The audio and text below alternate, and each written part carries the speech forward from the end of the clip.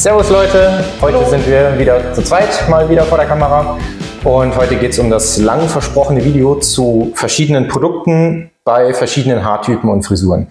Also von eher wie meine Haare, glatt und gerade, zu über leicht wellige Haare, dickere Haare bis zu sehr lockigen Haaren oder eben schütteren Haaren oder schulterlangen Haaren. Wollen wir mal kurz alles abdecken, deswegen haben wir auch alles Mögliche an Pomaden da, um euch da so ein bisschen zumindest die Grundlagen zu zeigen. Exakt, ganz genau. Wie wollen wir anfangen? Wir können gerne bei den glatten, feinen Haaren anfangen. Dann lasse ich dir den Vortritt. Gerne, ja. Genau, also es kommt bei feinen oder glatten Haaren, müsst ihr eben einfach schauen, was wollt ihr machen? Also wollt ihr Volumen und Struktur in die Haare kriegen? Wollt ihr eher ein Slickback machen, so wie ich das habe, oder eine Tolle? Also wollt ihr den Haaren Volumen geben oder wollt ihr das Ganze eher anlegen lassen?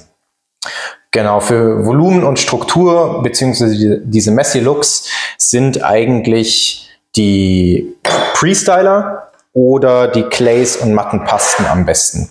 Also vor allem, wenn ihr eben Volumen reinkriegen wollt in eher glatte, anliegende, ja, leblose Haare sozusagen, dann kommt ihr eigentlich nicht drum rum, das Ganze zu föhnen.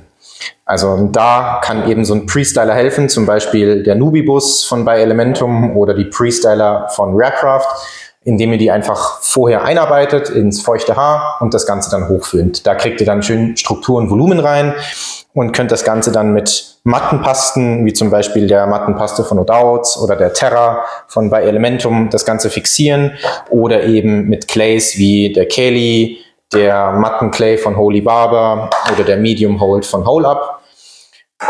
Damit bekommt ihr diese Messy Looks hin. Was auch geht, sind die ölbasierten Clays, wie zum Beispiel von MG, von Fettcop die Sunset Clay oder die Matte Clays von Womanizer.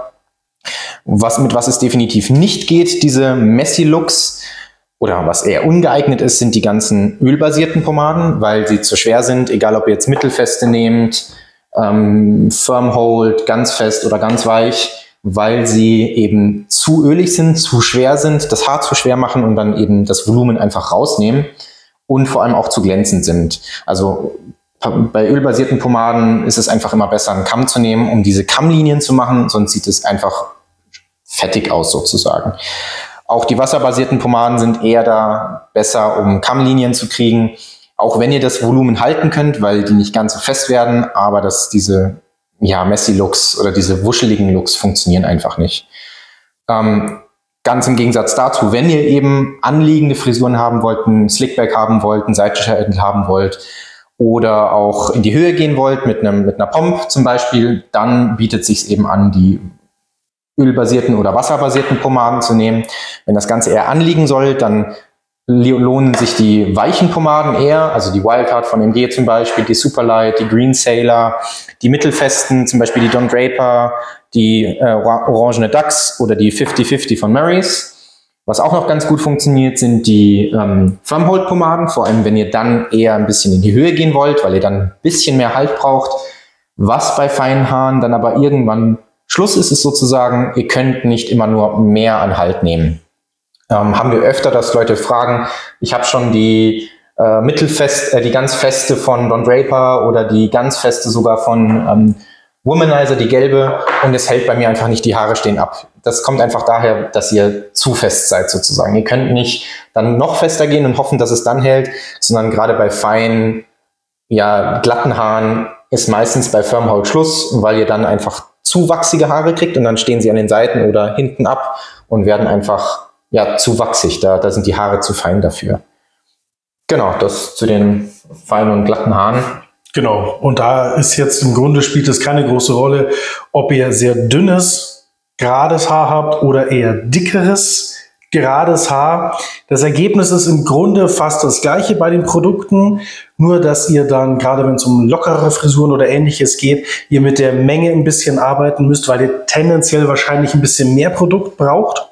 Gerade wenn es um lockere, sehr voluminöse Frisuren geht, braucht ihr einfach ein bisschen mehr Produkt, da ihr einfach durch die dickeren Haare schon mehr Gewicht auf dem Kopf habt. Und da müsst ihr dann nämlich auch aufpassen bei den ölbasierten Pomaden, denn die bringen grundsätzlich noch mehr Gewicht. in euer Haar, auf euer Haar. Also wenn ihr auf ein Slickback gehen wollt, ist es natürlich hervorragend, wenn ihr schon sehr schweres Haar habt, weil das automatisch fällt. Wenn ihr jetzt aber doch etwas lockerer oder eben in die Höhe gehen wollt, dann darauf achten, sehr leichte Produkte in Anführungsstrichen zu nutzen und davon dann gegebenenfalls ein bisschen mehr. Ja, exakt, genau. Also das war es jetzt mal so zu den geraden Haaren. Bei welligen Haaren verhält sich das Ganze nicht nur ein bisschen anders, sondern im Grunde komplett anders. Aber auch hier ist jetzt dann wiederum die Frage, welchen Style ihr haben wollt, welche Frisur ihr denn ungefähr erreichen wollt. Denn wenn ihr so einen lockeren Messy-Look haben wollt, dann sind die Mattenpasten zum Beispiel, die der Philipp euch gezeigt hat, oder aus Matte Paste, wir hätten die Terra von By Elementum, funktionieren da auch sehr gut. Da kommt es dann jetzt aber auch wieder auf die Menge drauf an. In dem Fall ist weniger mehr. Denn wenn ihr nämlich mehr Produkt verwendet, besteht die Wahrscheinlichkeit, dass ihr euch die Haare einfach nur gerade zieht und dann eure Wellen, eure Locken nicht betont. Was ja bei so einem lockeren Style eigentlich eher das ist, was ihr wollt. Wenn ihr jetzt aber sagt, ich möchte schon lieber entweder einen Slickback oder ich möchte mir die Haare gerade ziehen, dann sind wir hier auf der Seite bei den richtigen Produkten, möchte ich sagen. Dann sind meiner Meinung nach zumindest am allerbesten geeignet unorthodox wasserbasierte Produkte, wie zum Beispiel die Aqua. Der Riesenvorteil bei den unorthodoxen ist nämlich die einfache Einarbeitung, aber dann doch der entsprechende Halt. Und das funktioniert dann super gut. Und ihr könnt natürlich abhängig von euren Haaren und wie viel Produkt ihr verwendet, immer noch so ein bisschen mit euren Wellen spielen. Das ist gerade bei meinen Haaren so, die sind auch leicht wellig, leicht gelockt. Wenn ich nur ein bisschen weniger nehme, dann habe ich schon mal das Strähnchen, das mir hier runterhängt oder oben die Spitzen, die dann anfangen zu tanzen, nenne ich es mal. Also da könnt ihr euch auch ein bisschen umeinander spielen. Oder wenn ihr sagt, nee, überhaupt keine Lust, ich will einfach nur Vollgas gerade Haare, dann seid ihr natürlich bei den festen ölbasierten oder bei den firm ölbasierten wie der Don Draper Strong, der Barber von MG. Natürlich alle Womanizer Pomaden sind da hervorragend geeignet oder die ganz klassischen wie die rote Dax oder die Murray Superior zum Beispiel. Also mit denen könnt ihr euch dann die Haare auch wirklich gerade ziehen. Allerdings müsst ihr bedenken, viel Produkt bringt viel Gewicht. Also wenn ihr nicht natürliches Volumen habt in den Haaren, aufpassen. Und auf der anderen Seite zu viel Produkt, die Haare sind irgendwann übersättigt. Und dann wird es schwierig, da dann noch einen angenehmen, einen schönen Style hinzubekommen. Genau, so viel erstmal dazu. Wie stehst du zum Föhnen? Bringt das was? Das kommt super drauf an. Gute Frage, wäre fast gar nicht mehr drauf gekommen. Kommt sehr drauf an, was ihr haben wollt. Also gerade bei längeren Haaren, wenn ihr da schön Kontrolle reinbekommen wollt, kann ich das Föhnen nur auf jeden Fall empfehlen. Da sind auch Pre-Styler, genau der Philipp, sehr subtil, danke dir. Ja, Pre-Styler, wie der Philipp schon erwähnt hat, zum Beispiel der Nubibus, sind da nämlich hervorragend geeignet. Denn zum einen kriegt ihr schon mal die Grundfrisur hin. Und ihr braucht dann zum anderen am Schluss nicht mehr viel, zum Beispiel ölbasierte Pomade obendrauf. Also nicht mehr viel extra Klebrigkeit und Gewicht, sondern ihr habt schon die Grundform. Und ich habe mich jahrelang gegen das Föhnen geweigert, weil ich mir dachte, das ist ein kompletter Quatsch. Aber dann habe ich es mal probiert und habe mir gedacht, ja gut, okay, es ist ein absoluter Gamechanger, denn die Haare lassen sich zum einen leichter stylen. Und sobald ihr auch nur ein bisschen Übung drinnen habt, geht es so was von viel schneller. Also ihr spart euch auch einfach sehr, sehr viel Zeit. Ja. Das ist, Philipp, glaube ich, ist da ähnlicher Meinung, obwohl seine Haare ganz anders sind. Ja, bei mir ist es nicht, um es gerade zu kriegen, sondern bei mir genau das Gegenteil, um es in die Höhe zu kriegen, um Volumen reinzukriegen. Ja, genau, aber Föhnen in dem Fall tatsächlich relativ empfehlenswert, selbst wenn ihr mal einen Slickback haben wollt. Und ihr sagt, ihr habt relativ störrische Haare und ihr klatscht euch eine rote Dax rein oder eine Murray Superior, die wirklich sehr, sehr klebrig und fest sind. Bisschen was einarbeiten, anföhnen, Produkt wird weich, könnt es richtig schön slicken und dann zieht die Pomade wieder an und der Style hält. Also sehr guter Einwurf. Föhnen kann ich tatsächlich allen nur mal raten, das Ganze auszuprobieren. Ja, sieht man auch beim Carsten, der macht öfter mal Videos. Genau, richtig. Also der Carsten von den Womanizer-Pomaden, der hat nämlich tatsächlich nicht nur welliges Haar, der hat Korkenzieherlocken. Und wenn man ein Bild von ihm seht, wenn er gemachte Haare hat, da kommt ihr einfach nicht drauf. Das würde euch im Leben nicht einfallen. Genau, und der benutzt eben auch seine Pomade, die gelbe, eben in Kombination mit Föhnen und kriegt das dann wirklich komplett faszinierenderweise genau, komplett gerade hin. Würde nicht auffallen, ja, ganz genau. Zum Thema Glanz, das haben wir jetzt noch gar nicht gesagt. Stimmt, ja. Da ist es, also wenn ich ehrlich bin, ist es so ein You do you. Das bleibt jedem selbst überlassen.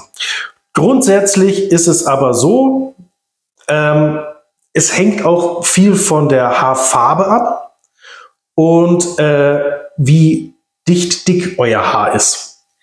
Denn blondes Haar und viel Glanz kann einfach sehr schnell nur fettig ungewaschen wirken. Und zudem bekommt ihr automatisch mindestens eine Nuance dunkleres Haar. Also Glanz, das sieht man beim Philipp hervorragend, wenn ihr den mal mit trockenen Haaren ohne Produkt seht, das ist viel, viel heller, das Haar. Also da ändert sich nämlich auch noch mal was.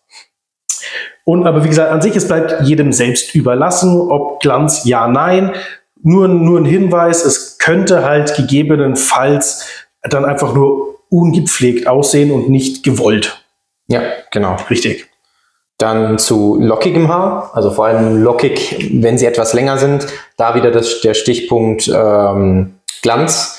Wenn man eben lockiges Haar hat und vor allem dunkle Haare hat dabei und das Ganze, die Locken eben nur betonen möchte und ein bisschen diesen sozusagen italienischen, leicht glänzende Haare-Look haben will, dann eignen sich auch wieder die ölbasierten Pomaden und da am besten die weichen ölbasierten Pomaden, dass ihr wollt ja die Locken dann nicht rausbekommen. Das heißt, wenn es zu fest wird, dann zieht ihr euch die Locken ja raus, sondern eben nur ein bisschen diese abstehenden Haare wieder zusammenkriegen in die Locken und ein bisschen Glanz und ein bisschen Pflege reinbekommen.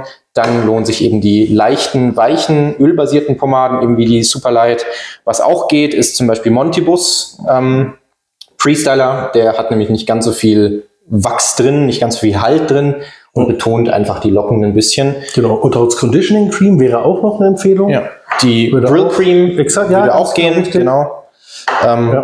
Die Aqua ist die Frage, ob die dann nicht fast schon wieder ein bisschen zu fest wird. Kommt drauf an. Ist die Frage, also bei der Aqua von By Elementum ist es dann wieder so eine Sache, da muss man sich mit der Menge ein bisschen herantasten, was für eine gut ist. Ihr könnt euch ordentlich was an Frisur hinmodellieren, wenn ihr mehr Produkt nehmt. Nur ein ganz bisschen was und dann habt ihr dieses ganz leichte. Da hast du absolut recht. Könnte auch sehr gut dafür funktionieren.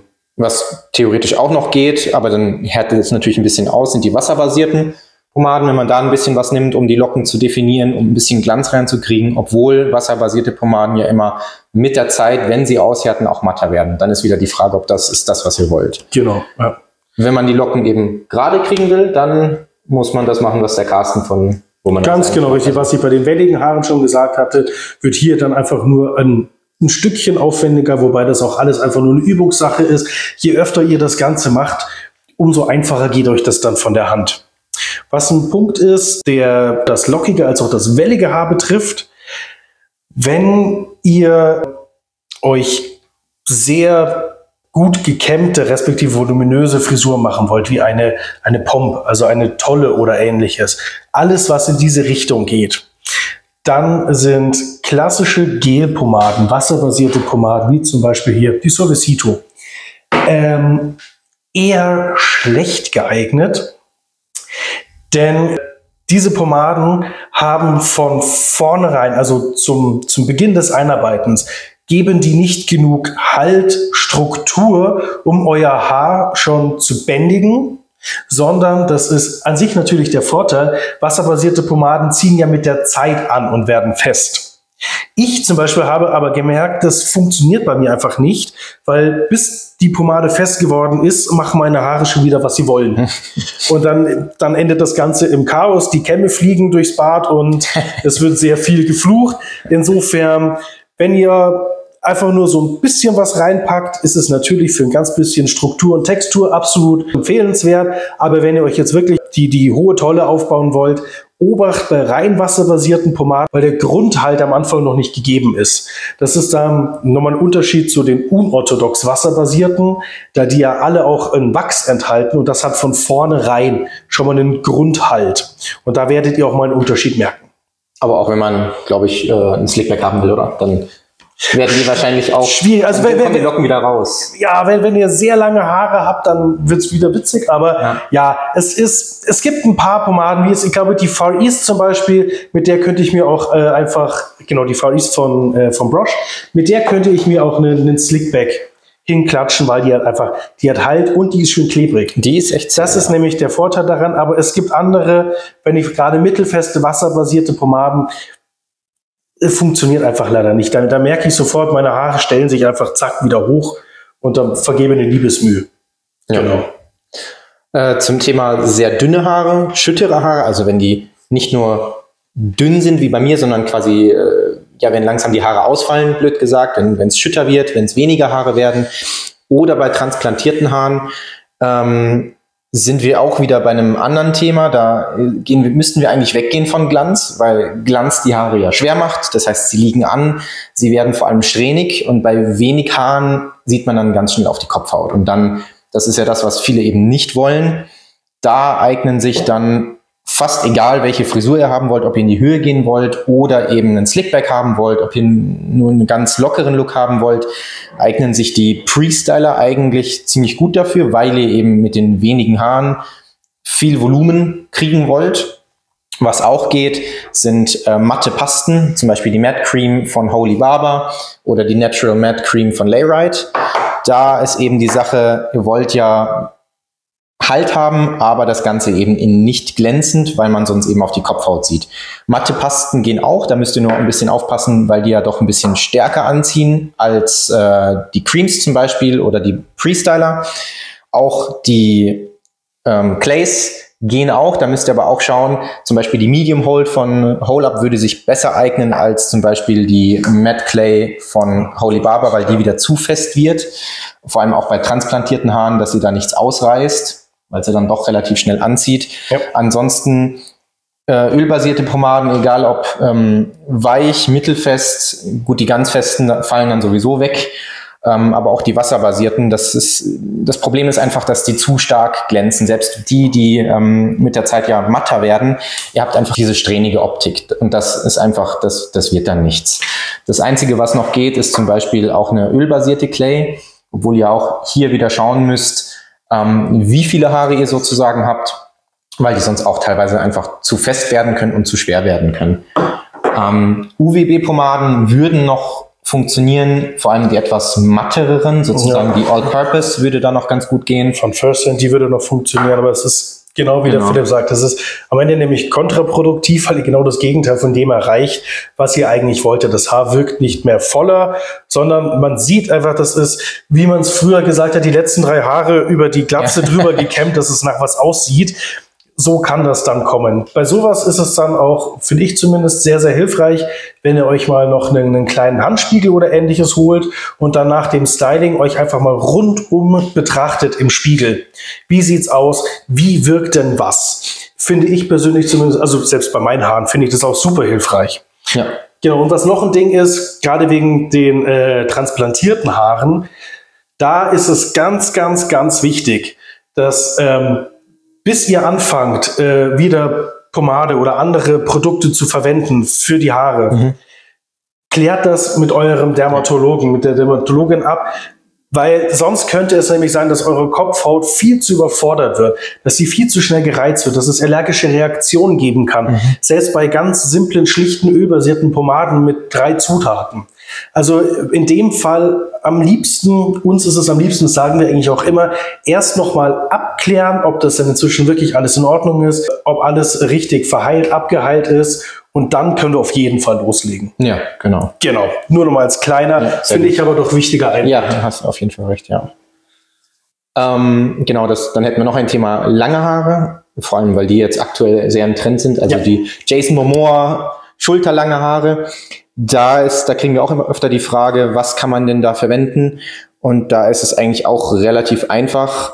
es eignen sich vor allem die Pre-Styler besonders gut. Ihr wollt ja keinen Slickback haben, ihr braucht nicht besonders viel Halt und ihr wollt ja im Zweifel die Haare, also die leicht lockigen Haare oder die leicht welligen Haare behalten und dann fällt eigentlich alles, was schon wieder ölbasiert ist, raus, weil es zu schnell zu fettig wird, zu schnell zu schwer wird, zu glänzend ist. Je nachdem, wenn ihr so ein lange Haare Wet-Look haben wollt, dann würden noch die weichen, sehr, sehr weichen ölbasierten funktionieren. Aber sehr sparsam. Sehr sparsam, genau. Also wirklich nur ein bisschen nehmen und in die Haare einmassieren. Funktioniert dann aber auch wunderbar als Conditioner, muss man dazu sagen. Ja, richtig. Ansonsten die festen, Firmhold und mittelfesten fallen komplett raus. Auch die wasserbasierten bringen euch dann nichts, weil ihr bei den langen Haaren einfach die Haare so viel in Bewegung sind, dass die Klebrigkeit, diese Verbindung, die die wasserbasierten schafft, eigentlich sofort aufbricht. Das heißt, es hält auch einfach nicht. Genau. Es würden sich noch Pasten anbieten. Ja, die auf jeden Fall. Das Wichtige in dem Fall ist tatsächlich, das einfache Einarbeiten ist in dem Fall tatsächlich super, super wichtig. Denn zum einen, wenn wir jetzt eine feste, sehr wachsige oder sehr, sehr klebrige Pomade haben, die kriegt ihr nicht bis runter eingearbeitet, weil die Haare sind zu lang. Das funktioniert zum einen nicht. Und jetzt bei zum Beispiel klassischen wasserbasierten Pomaden, da besteht dann die Gefahr, dass ihr zu viel Produkt nehmt, weil ihr nicht gleich eine Wirkung merkt. Ja. Und dann haut ihr euch gefühlt eine halbe Dose davon in die Haare und plötzlich zieht das an und dann merkt ihr, dass das einer der größten Fehler eures Lebens war und bereut alles bis dahin. Also in dem Fall, auch hier ist es ganz, ganz wichtig, die Menge macht's, vorsichtig rantasten. Ich meine, nachlegen kann man im Grunde immer. Ja. Dann Haare wieder waschen müssen, ist ärgerlich. Ja, das stimmt. Genau. Aber die Pre-Styler sind da eigentlich am besten. Die Hole-Up Medium Clay, je nachdem wie viele verwendet, super toll, würde so wunderbar funktionieren. Northern Lights von Chill Revival habe ich gerade für den Bro-Flow, der ja jetzt relativ in war ist. Ich komme meistens ja nicht mehr hinterher. Dafür auch hervorragend geeignet. Ja, genau. Also diese ganzen unorthodoxen Geschichten, tendenziell eher ein bisschen ins Mattere, sind da sehr, sehr gut geeignet auch. Genau, ja. Und wenn ihr glatte, lange Haare haben wollt und aber eben wellige oder lockige, lange Haare draus machen wollt, kommt ihr nicht ums Föhnen rum. Also da kriegen wir auch mal die Frage, was man machen kann. Föhnen, also einen Pre-Styler nehmen oder ohne Pre-Styler, Haarschaum, wie auch immer und dann tatsächlich mehr oder weniger mit einem Rund- oder einer Skelettbürste jede Haarsträhne einzeln föhnen bis runter. Und so machen es die Stars auch nicht anders oder die Star-Friseure machen es so auch nicht anders. Und dann steht ihr tatsächlich eine halbe Stunde im Bad, aber da kommt ihr nicht drum rum. Und man muss dazu sagen, selbst das ist dann die Frage, wie lange es hält. Und auch die Stars nehmen da auch dann einfach Haarspray. Also da wird dann das Ganze mit Haarspray fixiert, mit tonnenweise Haarspray, damit es eben so aussieht wie im Film oder auf dem roten Teppich. Ja. Dazu muss man sagen, das sind halt solche Show-Frisuren, ja, also auch so hohe Tollen oder so, die man sind nicht man alltagstauglich, sieht. wenn wir ehrlich sind. Genau, also so vor allem in Japan, wo ja diese Psychobilly und Rockabilly-Szene sehr, sehr beliebt ist und die haben dann solche so 50 Zentimeter Tollen, sieht schön aus, hält ungefähr eine halbe Stunde für das Fotoshooting und dann ist es weg. Ja, genau. Also das muss man dazu sagen, selbst irgendwie auch, wenn ihr dann Igelfrisur haben wollt, gibt's ja auch teilweise, die wirklich 10, 20 Zentimeter lang sind, würde schon mit sowas wie einer Brosh Far East funktionieren, auch mit einer sehr, sehr festen Pomade, aber die wird halt auch irgendwann einfach weich. Das heißt, ihr müsst da kommt ihr einfach dann, das sind solche Frisuren, da kommt ihr nicht um Haarspray drumherum, weil die einfach, das sind Showfrisuren, die sind nicht für den Alltag geeignet. Ja. Auch der Alex hat letztens mir erzählt, dass er mit seiner Jelly Roll zum Beispiel, die ist auch nur für den Laden gut geeignet, weil wenn er rausgeht und es zu viel Wind kommt, dann ist die auch platt. Allein das heißt, Radlfahren hat er Radlfahren, genau. Das heißt, für den Alltag nimmt er auch einfach einen Slickback. Da müsst ihr einfach schauen, welche Haare habt ihr allgemein, was für eine Frisur wollt ihr. Es ist immer viel Aufwand, aus glatten, platten Haaren voluminöse, lockige Haare zu machen oder voluminöse Haare zu machen und andersrum. Und andersrum, exakt, genau. Genau, das heißt, es ist immer mit viel Aufwand verbunden, im Zweifel immer mit Föhnen verbunden und im Zweifel auch, es hält einen halben Tag, manchmal weniger und dann ist es wieder raus. Ja, genau. Was bei solchen Sachen aber immer wichtig ist, gerade wenn ihr euer Haar sehr, sehr beansprucht, gönnt ihm auch mal eine Pause und einfach nur Pflege. Ja. dann lasst es ein Lazy Sunday nur auf der Couch oder so. Gönnt euch eine Conditioning Cream oder mal eine leichte ölbasierte. Also irgendwas, einfach nur um eurem Haar mal wieder was Gutes zu tun. Ja. Gerade wenn ihr sehr viel föhnt oder ähnliches. Einfach mal dann ganz entspannt. Kann ja auch unter einer Mütze getragen sein, ist ja vollkommen egal. Ja, genau. Aber kümmert euch darum und euer Haar wird es euch danken und es wird immer, immer einfacher werden. Ja. Ganz einfach. Haben wir sonst noch was? Du, ich glaube, gefühlt reden wir seit 3 Stunden. Ich glaube, wir haben jetzt so ziemlich alles mal abgedeckt. Ja. Sollten wir was vergessen haben oder ihr nochmal spezifischere Fragen haben, dann könnt ihr uns das in den Kommentaren wissen lassen. Dann haben wir da auch natürlich noch mal ein bisschen Info, schreiben vielleicht noch was zusammen und machen dann noch mal so ein Video, wenn euch das gefällt, wenn ihr da Interesse dran habt. Noch einen kleinen Nachtrag oder so, falls wir irgendjemanden übersehen haben. Aber wir haben glatte Haare, wir haben wellige Haare, lockige Haare. Ja, lange Haare. Ja, einen Bart haben wir jetzt nicht gemacht, aber davon haben wir auch genug Videos. Genau. Ja. Nee, super, cool. Dann vielen Dank fürs Einschalten. Hat uns gefreut, dass ihr dabei wart. lasst gerne einen Daumen da und lasst ein Abo da. Schreibt uns gerne in die Kommentare. Und dann sehen wir uns beim nächsten Mal. Genau. Servus. Gut, ciao, servus.